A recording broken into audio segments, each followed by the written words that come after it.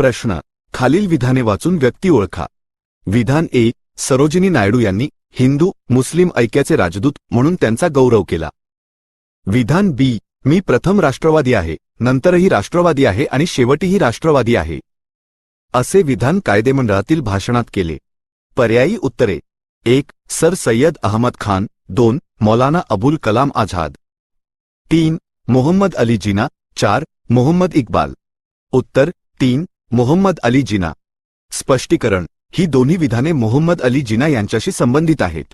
सुरुवातीच्या काळात जिना हे हिंदू मुस्लिम ऐक्याचे समर्थक होते आणि याच काळात सरोजिनी नायडू यांनी त्यांना हिंदू मुस्लिम ऐक्याचे राजदूत असे म्हटले होते.